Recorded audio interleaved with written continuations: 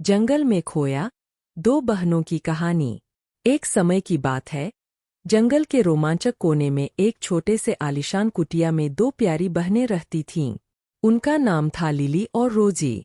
Lily, बड़ी बहन, के पास चमकदार नीली आंखें और सोने के जैसे बाल थे जो सूर्य किरणों में नाचते थे।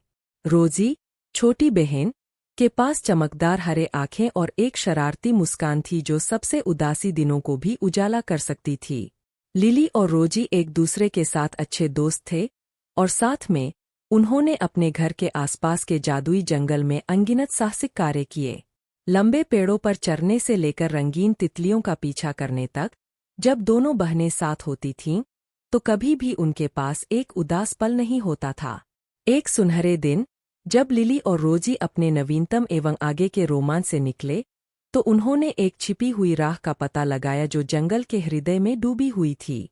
इस परेशान के बाद वे उस राह का पालन करते हुए वहां चले गए। जब उन्होंने जादुई जंगल के घने जंगल में खोज की, तो उन्होंने एक बेहद भव्य मैदान में पहुंचा जिसमें हरे भरे फूल खिल रहे थे।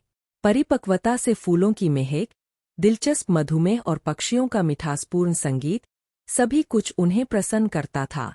जैसे ही लिली और रोजी मैदान में खिलवाड़ कर रही थीं, उन्होंने एक जादुई क्लियरिंग पर पहुंचा जहां एक यूनिकॉर्न वन के जंगली फूलों के बीच ध्यानाकर्षण रूप से खाई जा रही थी। उनकी चमकदार त्वचा और चमकदार सींग उन्हें अद्भुतता की भावना दिला रहे थे।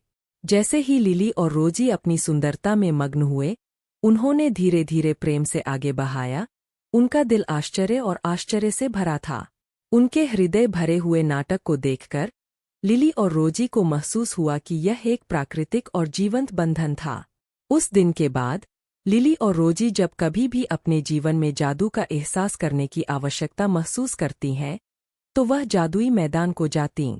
अपने जीवन के सभी चरणों पर अद्वितीय अनुभवों के साथ उन्होंने अद्भुत संदेशों को भी सीखा कि बहनों के बिना जीवन की सफलता का सपना असंभव है।